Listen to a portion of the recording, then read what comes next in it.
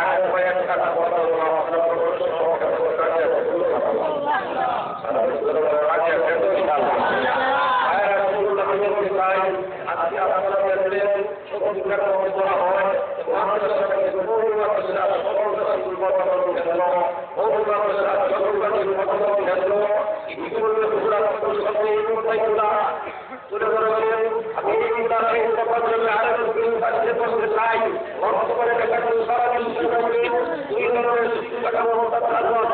একটা শিক্ষা ব্যবস্থার নাম নাগরিক শিক্ষা আর একটা শিক্ষা ব্যবস্থার নাম ধর্মীয় শিক্ষা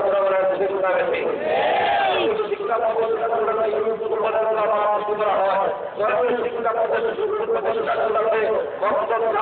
প্রতিষ্ঠা হয় তারা শুধু চাই স্কুল বলেন আমাদেরকে কি উপহার দিল মাদ্রাসা আমাদেরকে কি উপহার দিলে এইগুলো আমাদেরকে বুঝতে হবে স্কুল বলেন ভারতী থেকে কখনো সন্ন্যাসী হয়েছে স্কুলের পড়াশোনার ভারতী থেকে অধিকাংশ ক্ষেত্রে নাস্তিক মুন্ডা তৈরি হয়েছে স্কুল বলেন ভারতী থেকে অধিকাংশ ক্ষেত্রে সন্ন্যাসী তৈরি হয়েছে কিন্তু বাংলাদেশের কৌমি মাদ্রাসা থেকে আজ পর্যন্ত কোনো সন্ন্যাসী কোনো জঙ্গিবাদী কোনো নাস্তিক মুন্ডা তৈরি হয় নাই যারা বলেন চেষ্টা বেশি শুধুমাত্র চাই বাংলাদেশের তৈরি হয়েছে করে দেখেন তৈরি হয় নাই আমাদের মাদ্রাসা তৈরি হয় নাই যদি আল্লাহের মাদ্রাসা তৈরি হয় নাই ঐক্যের মতো সন্ন্যাসী মাদ্রাসা থেকে তৈরি হয় নাই তারা বলেন ঠিক না বেশি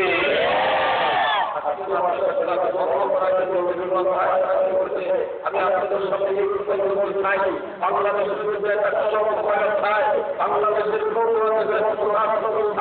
আর ভদ্রপুরের মা বাবাকে হত্যা করে নাই কিন্তু ঐক্য হওয়ার পরে নিজের মা বাবাকে হত্যা করেছে এটি চিন্তা গেল এটি প্রমাণ হয়ে গেল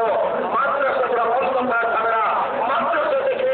সুনাগরিক তৈরি হয় মাদ্রাসা থেকে আমরা তৈরি হয় মাদ্রাসা থেকে রাজনীতি তৈরি হয় মাদ্রাসা থেকে চাকরিওয়ালা তৈরি হয় তোরা বলেন ঠিক না বেশি বাইরে বলতে চাই যদি সংগ্রামের কারণে এইগুলো মানুষের সঙ্গে হয় না যে তাদের মধ্যে এই ব্যক্তির মধ্যে সংঘর্ষ তৈরি হয় বড় তৈরি হয় প্রতিবাদী তৈরি হয় সেইগুলো বন্ধ করা দরকার যারা বলেন ঠিক না বেশি আর যারা বলেন ঠিক না বেশি বলতে চাই এই কৌমি মানুষ আমাদেরকে কি উপহার দিয়েছে কৌমি মানুষই আমাদের উপহার দিয়েছে সেরে কৌরিয়া সেরে ডাকিয়া সেরে বাগা সেরে কাজলুমি সেরে গরুরি এইরকম লক্ষ লক্ষ তৌহিদ জনতা লক্ষ লক্ষ উলামায়ে কেরাম কৌমি মাদ্রাসা তৈরি করেছে তারা বলেন ঠিক না বেশি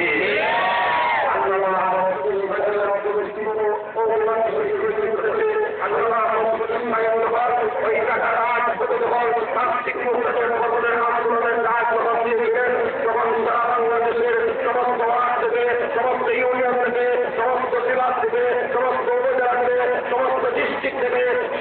সমুদ্র হয়েছে 50 লক্ষ মানুষের সমাবেশ হয়েছে এই প্রমাণ হয়ে গিয়েছে এই দেশেই আমার উলামায়ে কেরামের নেতৃত্ব এবং কর্তৃত্ব চায় যারা বলেন ঠিক না আরো যারা বলেন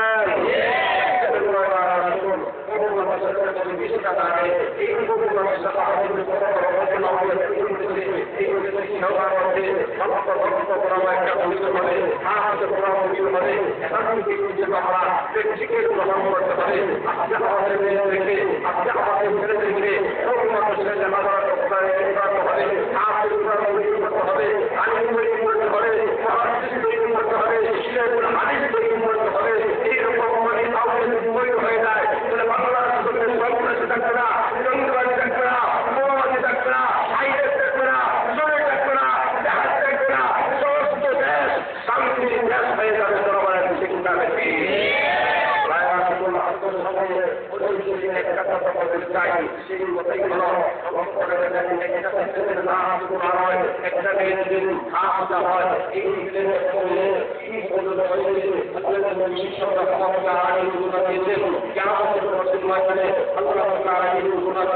একবার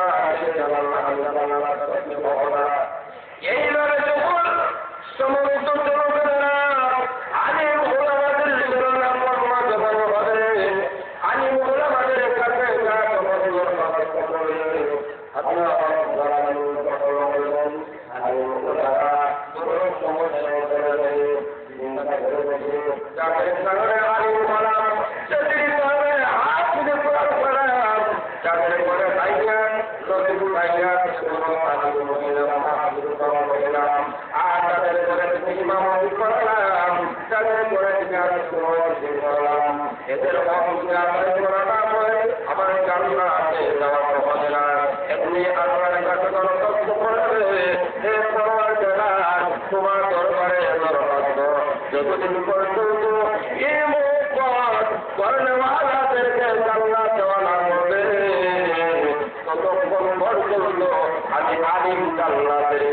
যাব না। এইভাবে যখন আসরের ময়দানে ওই আলিম আল্লাহ রাব্বুল আলামিনের কাছে যখন দরখাস্ত করবে আল্লাহ রাব্বুল আলামিন জান দুনিয়াতে আমি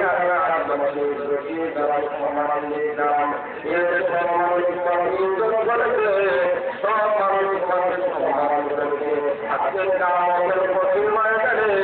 আসরের মাঠে আমি আল্লাহ তোমাকে নিয়োগ করতে চাই না। আমি